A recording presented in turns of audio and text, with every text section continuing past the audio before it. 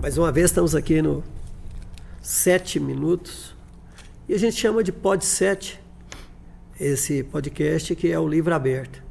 E hoje, uma curiosidade que eu tinha e que vocês também têm e que nós vamos trazer a público é essa mãe, essa profissional, essa esposa, essa mulher que representa muito para a cidade de Anápolis. Hoje, de frente comigo, a Capitão Elisete. Quem é a Capitão Elisete? Seja bem-vinda. Muito obrigada. É uma oportunidade única. Realmente eu resisti até esse momento, né, em estar falando sobre a minha pessoa, mas hoje eu estou aqui aberta para falar um pouco da minha vida, da minha carreira e de tudo aquilo que é preciso expor para as pessoas. O meu telespectador me ouviu dizer Capitão Elisete em frente a uma mulher. O porquê isso, capitão?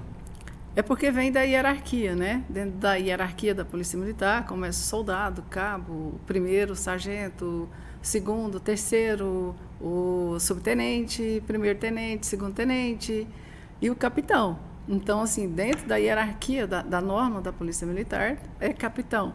Mas no linguajar popular, no dia a dia, a gente usa muito o capitã. Até mesmo porque quando você fala capitã, você aproxima mais das pessoas, né? Por ser mulher, chama mais a atenção das pessoas quando você traz e flexiona, né? Então, hoje eu vou falar no linguajar popular. Capitã Elisete. Capitã Elisete. Quem é a Capitã Elisete?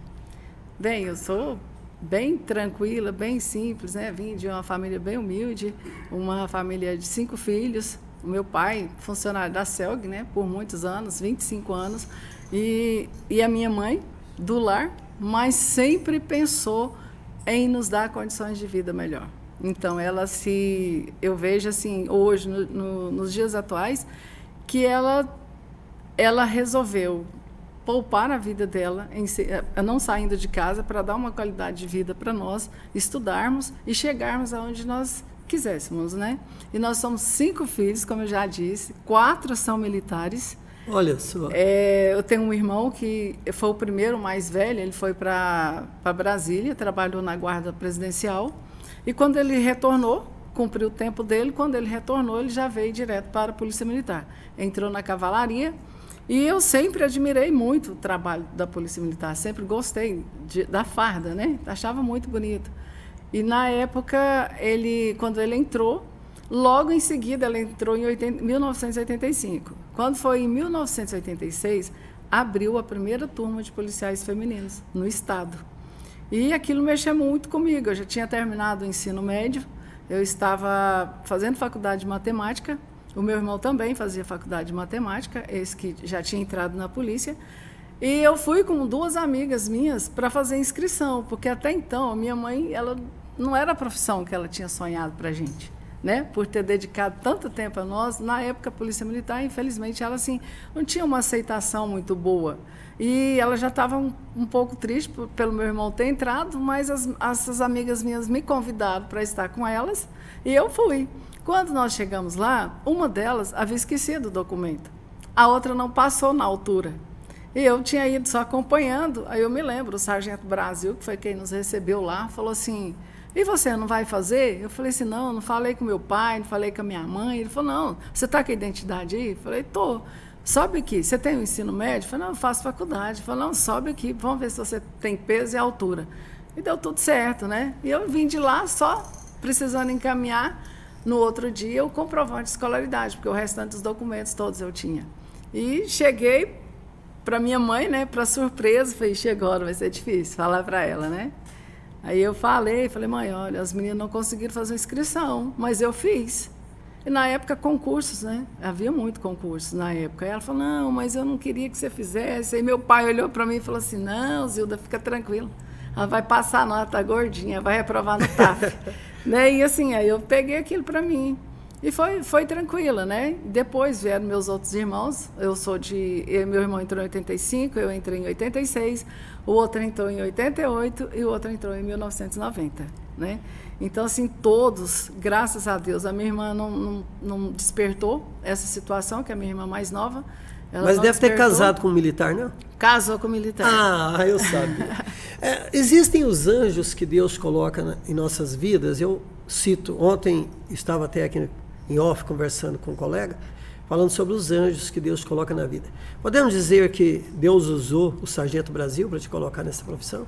Eu acredito que sim, né? Até mesmo porque eu não o conhecia e foi uma coisa assim que aconteceu que depois que você vai analisar o quadro, eu já tinha o desejo, né? Então, eu acho que ele deve ter percebido também, nossa, sim, porque eu não tinha realmente a intenção de me inscrever. E aconteceu, então eu acredito que ele foi usado mesmo por Deus. Usado por Deus, que benção, é isso. Mas você é de Anápolis? Sou de Anápolis, nascida, criada. Recentemente aniversariei aí, né, dia 26 de outubro, né? Olha aí. Então, assim, sou muito feliz aqui, tudo na minha vida aconteceu como deveria, Deus sempre protegeu. Hoje eu estou na reserva, né? Já estou há 4 anos na reserva e não parei o trabalho porque eu acredito que eu ainda tenho muita coisa para fazer na vida. Não dá para ficar parado vendo as coisas acontecendo, com o Adailton no mandato, né? O meu esposo, o coronel Adailton no mandato, e eu vejo que um político ele realmente precisa estar ladeado de pessoas que têm comprometimento com a população. E eu busco fazer sempre o melhor. Você estudou em colégios públicos ou privados? Estudei em colégio público, eu estudei no Postinho, né, antigo Postinho, Escola Municipal, lá da Santa Isabel, até o 1º ano. Depois eu fui para o Arlindo Costa, hoje eu rememorei há poucos dias, né, lá passando por lá, fui convidado para ser madrinha da turma de formandos do Colégio Militar, do Arlindo Costa, justamente por essa história, né, de ter sido aluna do colégio e os próprios alunos me convidaram. Então, assim, foi uma coisa bastante emocionante. Eles fizeram uma solenidade para fazer esse convite para mim. E eu fiquei muito lisonjeada, assim, do ponto de vista de saber que a história, realmente, ela marca alguns corações, né? E aceitei de primeira, e já vai acontecer os primeiros eventos aí a partir do dia 7 de dezembro, né? O Colégio Militar é uma coisa que está na nossa veia mesmo. Depois que eu fui para a reserva, inclusive, eu fui convidada para comandar um dos colégios, mas no momento eu não aceitei. Nós sabemos também que a Capitã Elisete tem um trabalho social que não é divulgado aí, mas é realizado. São vários trabalhos, serviços, labores do dia a dia e que não são divulgados, até porque a caridade ela não tem essa necessidade, mas sabemos que você tem um trabalho social muito bonito, não é? Como surgiu isso, essa vontade de ajudar o próximo como você tem? Assim, a gente, como nós iniciamos a entrevista, a gente já vem de famílias muito sofridas, né?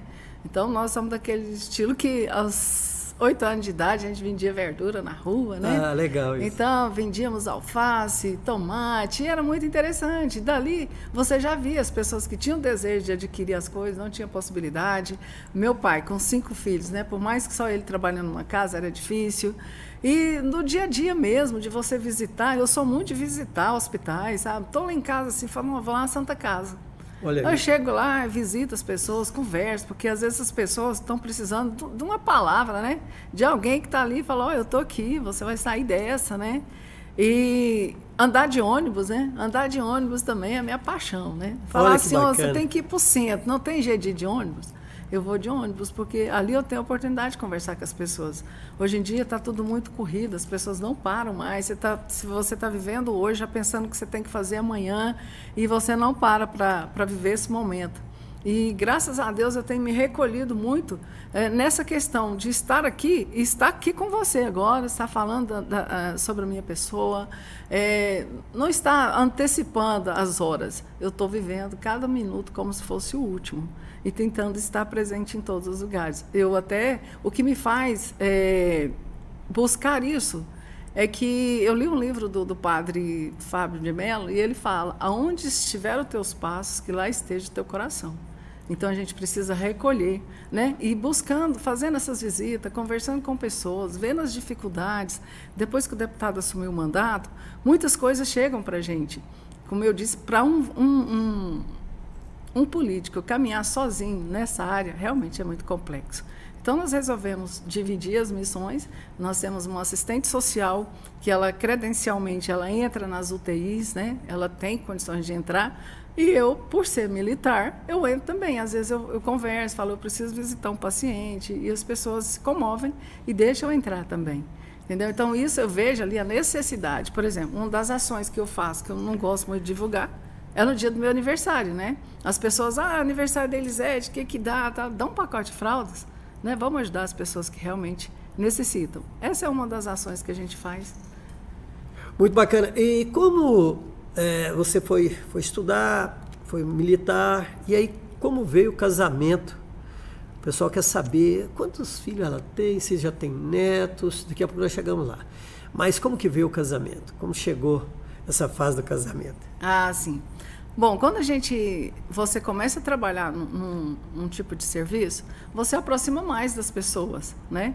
E quando eu entrei em 86, eu fiz o curso de soldado e logo eu passei no curso de cabo, porque eu queria progredir na carreira, né? Eu me lembro de você, Cabo Elisete, agora eu estou me lembrando. Cabo Elisete, fiquei cabo 12 anos. Foi mesmo. E assim, e quando eu fui fazer o curso de cabo na academia, nós éramos 10 policiais femininas fazendo um curso de cabo num universo de quase 450 homens, que tinha curso de sargento, curso de oficiais. E a gente, assim, na época, por tudo ser muito novidade, a gente nem saía da sala de aula, porque toda vez que saía tinha uma missão, né? E assim as coisas aconteceram. E lá, o Adailton, quando ele servia a aeronáutica e eu estudava no Couto, quando eu subia para ir para o Couto, ele estava esperando o ônibus da base. Então ele fala que ele já me conhecia. Mas você nem ligava, você estava batendo. Assim, era normal, nova, né? Era normal, e assim, não tinha intenção, assim. Aí quando eu cheguei na academia, um dia ele estava, porque os oficiais, ele ficava na parte superior do prédio, né?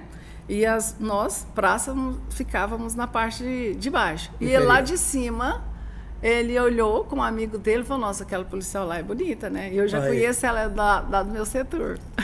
Aí o amigo dele falou, né, realmente ela é bonita. Mas vocês moravam em Anápolis e a academia era em Goiânia? Não, só porque eu não... E ele era em Goiânia. Ah, e a gente morava lá, quando eu entrei. Aí nós vinha sempre no fim de semana, né? E eu fui convidada para uma festa no fim de semana. E essa moça que tinha ido comigo fazer a inscrição era muito minha amiga, é muito minha amiga, né? E lá na festa, ele estava. Aí ela falou para mim, você sabia que aquele rapaz ali é aluno oficial? Eu falei, não, eu estou na academia, mas eu não conheço. Ela falou, não, então fala para ele que eu quero dançar com ele. Olha aí. Aí ela foi lá e falou, minha amiga é policial, quer dançar com você. Aí a gente dançou, aí eu falei para ele, você mora onde? Você está aqui em Anápolis ou você é de Anápolis? Não, eu sou sua vizinha.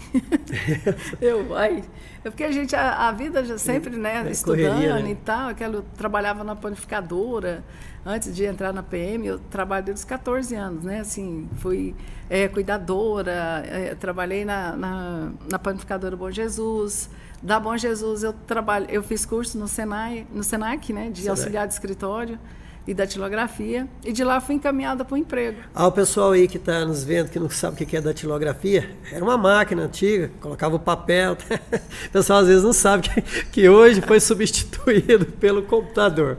Muito bacana lembrar disso. Muito. E aí o Senac mesmo me indicou para uma vaga de emprego. Eu trabalhei na Savoia por um ano e meio. Aí quando já para quem não sabe o que é Savoia, é uma loja de calçados que tínhamos aqui em Anápolis. Na época, né? Na época. E eu fiz o teste, eu e mais 3 pessoas. Eu fui contratada naquela época. E as pessoas... E mesmo assim eu continuei, terminei o curso e já estava na fase de seleção para ingresso na Polícia Militar, com 18 anos. E aí foi assim que eu conheci o Adailton, a gente começou a namorar e... Quando foi Casou logo, né? Casamos, em 89. 89. Não, 89. Dia 25 de novembro de 89. Está aí quase, daqui uns dias é o aniversário. Estamos completando 34 anos, né, de casados. Quantos filhos? 2 filhos. 2 filhos. 2 filhos. O Adailton Júnior, o Raicaf Pedro. E o Raicaf casou já, né? Tem 2 filhas, que são minhas netas, a Agnes e a Radassa. Uma com 7, outra com 5 anos. E minha nora, a Angeliane. É interessante a gente falar da vida, quando a gente vai voltando. Passou um filme na sua cabeça, quando você começou a lembrar dessa época de dançar. Você lembra aquela época que as festinhas eram livres, né? Ali no bairro Boa Vista, Santa Isabel, era muito bacana, né? A gente chegava e já ia para as festas, não tinha isso que tem hoje, esses murões altos, que as pessoas hoje convivem muito afastadas. Aí você, depois de casada, que você chegou a cabo, chegou a sargenta? Não, aí eu me formei, né? Em 88, eu formei cabo lá na academia, saí, aí a gente já namorava. E continuou. Nisso ele já era oficial? Ele era aluno oficial do segundo ano. Aí em 89 ele foi para o terceiro ano. Aí o terceiro ano, o oficial não podia casar também. Para ser aluno oficial não podia ser casado naquela época. E não podia namorar policial feminino. Então, assim, era uma coisa tinha que ser bem escondido sob pena dos dois serem excluídos da corporação. E num processo bem delicado, que era colocar os dois na frente da tropa e lia o boletim, né, de exclusão e retirava os dois da PM. Mas, assim, a gente contava com muitos amigos, né, que ajudavam, né, assim, quando a gente estava fora, a não deixar perceber que havia um relacionamento dentro da academia. Mas isso já mudou agora, né? Hoje mudou, né, graças a Deus. A gente conhece muitos policiais. E o nosso casamento foi bem bacana, foi bem diferente. Porque, na época, a TV Tocantins, ela estava em ascensão, assim, né? Ela tinha iniciado naquela época, e eu me lembro que nós casamos com um diferencial, que o oficial ele casa e ele tem a cúpula de aço, que é os policiais oficiais fardados de branco, eles fazem um corredor e quando a noiva passa eles cruzam a espada. Então, assim, uma solenidade muito bonita. Eu não sabia, tá vendo? Muito bacana. Uma solenidade muito bonita. E quando a gente sai também, após a cerimônia, saem os dois e eles batem a espada novamente. Né? Estando na posição de sentido, eles cruzam a espada. E quando a gente saiu, nós fomos entrevistados, né, pela TV Tocantins. Olha que bacana. Para saber o casamento, por ter sido diferente, quem iria mandar na casa, né? Se era o aspirante, que ele era aspirante, e você já ou era cabo, né? Aí ele falou, ó, sem sombra de dúvida, vai ser a cabo. Então, e assim, até hoje, é? Hoje a gente manda, ainda que... Isso é bacana demais. Né, não obedeça, né? Mas a gente está seguindo aí devagarzinho. É interessante, eu falei assim, eu vou levar o deputado lá para trocar uma ideia no livro aberto? Não, mas primeiro vamos levar a esposa dele. Porque obrigada. Falando com a esposa, eu acho que a gente vai conhecer uma história bacana também. E o livro aberto é para isso mesmo, para conhecer a história de pessoas, quem faz a história. Porque você faz a história de muitas famílias. Hoje você faz a história de muita gente. A gente acompanha o seu trabalho e a gente sabe que você faz a história acontecer. Então é melhor a gente sempre estar falando sobre isso, dessa mulher que hoje tem um lado militar, preocupada com a segurança pública, como você é, mas tem o lado social. Sobre o trabalho social, o que você ainda sonha realizar? Como essa mulher do dia a dia que a gente conhece. Eu tenho buscado cada dia mais assim, inspiração nas ações, sabe? Eu leio muito, eu gosto muito de ler, eu gosto muito de buscar exemplos em outros estados. E a gente precisa aplicar e fazer as pessoas entenderem, vamos trabalhar a área das mulheres gestantes, né? Hoje nós estamos vendo que o universo mudou muito. Hoje não tem aqueles relacionamentos mais duradouros, como eu poderia citar o meu, né? Sempre foi só alegria?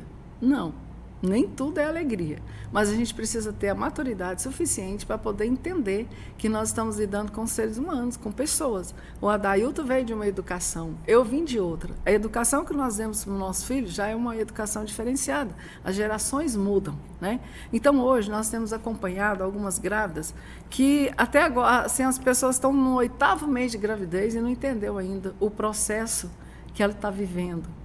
A maternidade é uma coisa que ela transforma a mulher. Ela precisa transformar nós, mulheres.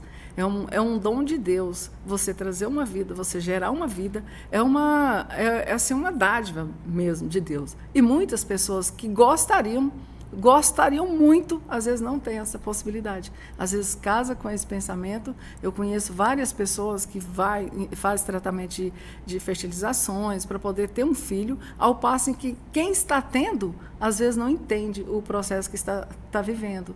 Então a gente busca, junto com essas grávidas, mostrar para ela o quanto aquilo é maravilhoso, o quanto é lindo. E que aquela criança não pode depender do relacionamento que ela tem com o parceiro. Aquele filho não é só dela, é dela e do parceiro, mas o amor maior é o de mãe, que a gente tenta transmitir para ela. A criança que ela está gerando, ela já tem todos os sentimentos de uma pessoa normal. E hoje, se a gente não tratar o feto, não tratar a criança ainda no ventre da mãe, nós estaremos fadados a viver o que nós estamos vendo todos os dias. Crianças de 5, 6 anos extremamente ansiosos, extremamente estressados. São crianças que jogam coisas no chão, quebra copo. Se deixar crescer uma criança com esse instinto, nós não vamos conseguir lá na frente dominar essa criança. Então, que a mãe tem que entender que dentro do ventre materno ela já tem que amar o filho que ela gerou. Né? Então, eu acredito que a partir daí, a gente demonstrando para ela que isso é uma dádiva de Deus, que ela precisa valorizar o que Deus permitiu que acontecesse com ela, independente de qualquer situação. Não foi planejado, não foi esperado, mas Deus permitiu. Se Deus permitiu, é porque é bênção na sua vida. E a gente tenta levar isso. E como é essa captação dessas pessoas? Como a senhora faz para estar próximo a essas mães? Como eu disse, eu gosto muito de fazer essas visitas nos hospitais. Eu chego, né, sento, vejo a pessoa lá sozinha, começo a conversar, e aí, tudo bem? E a pessoa, às vezes, está tão carente de uma boa conversa que ela acaba se abrindo em algumas situações. Em algumas palestras também, que eu sou convidada para falar sobre a questão da não violência contra as mulheres, sobre segurança, outro tema terrível. Segurança pessoal feminina. E assim, quando você está falando com as pessoas, você observa o corpo fala. O corpo fala, as pessoas abaixam a cabeça. Você começa a falar sobre os tipos de violência, né, que existe, a psicológica, a dependência financeira. Então, você nota que as pessoas remexem na cadeira, abaixam a cabeça, assim, como se dissesse assim... Falou para mim. Né? Falou para mim. E isso é muito importante quando você observa, que sempre quando termina a fala, alguém vem e pergunta, né? Sempre pergunta, mas minha vizinha, né, minha amiga, tal. E a gente para explicar mesmo, olha, não é bom que isso aconteça, né? Filhos, pelo menos violência na frente de filhos acontece demais. Por isso é que hoje a gente faz um trabalho também nas escolas, né? Através do ProERD, eu fui do ProERD. Lá também a gente consegue captar muita coisa que acontece nas 4 paredes dentro das casas, né? E, infelizmente, a gente precisa combater isso. O ProERD é um projeto da Polícia Militar? É um projeto antidrogas, né, que ele pega os alunos ali até o 5º ano hoje, né, das escolas. Hoje o município é o responsável por essa educação até o 5º ano. E são crianças assim que o programa já salvou muitas famílias, porque o filho cobrou do pai, né, a filha cobrou da mãe. Então, assim, a gente consegue entrar no domicílio da pessoa através dos exemplos, através dos ensinamentos. Então, assim, a Polícia Militar abraça muitas causas na prevenção. A gente trabalha muito com a prevenção da não violência, da antidrogas, né, da criança, porque hoje em dia a criança de 7, 8 anos, ela não é tão inocente mais quanto na minha época, né? Hoje as crianças já têm acesso aí às informações pelo o celular, algumas gostam até de ouvir programas de rádio, né? Gosto. Mas a gente sabe que muitas crianças são utilizadas como chamados aviõezinhos, né? Que orienta ali, criança é muito esperta. Criança não mente, criança geralmente elas conseguem ser muito verdadeiras, né? E quando indagadas, elas também não mentem. E o ProERD faz esse trabalho nas escolas municipais? Eles visitam? Eles fazem esse trabalho? Eles ministram um curso, durante uma semana, entendi. né? Durante uma semana, reserva-se um horário que eles vão, e ali eles vão tendo contato com essas crianças. Aí ele realiza, por exemplo, num semestre em várias escolas. Quando chega no fim do semestre, reúne-se para entregar os certificados. Aí reúne todas as escolas que teve a oportunidade dos alunos passarem pelo ProERD e fazem uma formatura, né? Aí todo mundo é meio que disciplinado ali, aí marcha e faz continência, para poder eles também estimular, né, esse lado policial ou militar, do militarismo nessas crianças. E muitos pais vão, acompanham a formatura, acompanham ali a formação. É muito interessante. Hoje o Sargento Neto e o Tenente Borba, que são os principais representantes do ProERD aqui na cidade. Eles já estiveram comigo falando sobre o ProERD lá na rádio e os dois são batalhadores mesmo. A patrulha Maria da Penha, hoje para você, como você vê a patrulha? É essencial, é um trabalho essencial. Inclusive, quando o deputado foi eleito em 2018, que ele assumiu em 2019, uma das primeiras providências dele foi transformar a companhia da Maria da Penha em batalhão. Né? Por quê? Transformando em batalhão, abrangeu mais o Estado. Então, hoje, e depois veio uma lei recente, agora do governador, que falou que em todos os municípios tem que haver a presença da patrulha Maria da Penha. Você disse que tem 2 netas. Você falou o nome delas, o pessoal não gravaram muito não. Eu achei os nomes assim. Eu senti dificuldade. Repete para nós. Fala de Agnes, que é de 5 anos, e a Radassa, de 7 anos. 7 e 5 anos. Sim. Aí você vê, geralmente a avó convive muito com os netos, né? A sua convivência com elas, aí você vê como você planeja o futuro para elas, como você já imaginou. Através da orientação. A gente orienta muito. Hoje eles moram com a gente, né? O meu filho mora com a gente, minhas netas moram com a gente. Por questão de espaço, né? A casa é grande e até mesmo eles estavam morando de aluguel, vai construir, a gente convidou ele para morar com a gente. E mais para aproveitar também essa oportunidade de estar com as meninas, né? Porque é totalmente diferente. Menina, eu não tive meninas, né? Então, quando eu chego, que eu abro a porta, elas já vêm, vovó, vem as duas correndo, né? E abraça. É totalmente diferente a acolhida delas, né? Diz que os avós estragam os netos, você sabe disso. Para as mães, tem essa conversa. Tem, mas a gente busca mesmo orientar. Sempre que possível, eu falo para o meu filho, se for alguma coisa mais assim, eu falo para ele, né? Falo, as meninas comportaram dessa forma, acho que é melhor você falar, mas aquilo que é nas vistas, assim, eu sou bem pontual. Eu falo, não, desperdício, por exemplo, né? Criança é muito de abrir um refrigerante, dá um gole ali e já deixa ele aberto ali. Não, eu faço voltar, se não quiser, fecha o refrigerante, guarda ele que mais tarde você vai precisar. Esse tipo de coisa que a gente precisa falar em refrigerante, na nossa época, para falar na nossa época, era difícil de tomar um refrigerante, não era? Nossa, era. Você lembra? A gente tinha tal do Kisuke, que era um jaó, né? Quando a gente encontrava uma jaó, jaó era maravilhosa, tubaína.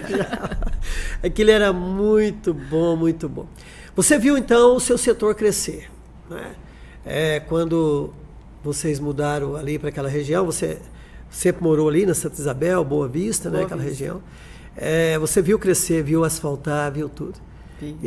O estradão sendo asfaltado. O que você mais, assim, que te lembra alguma coisa que te marcou, né, na sua região? O que mais marcou para você? Assim, justamente essa questão do crescimento, né? Porque teve um crescimento, assim, não muito ordenado, né? Muitas pessoas tiveram que deixar o setor justamente por isso, por não conseguir permanecer por ali, foi buscar setores mais afastados.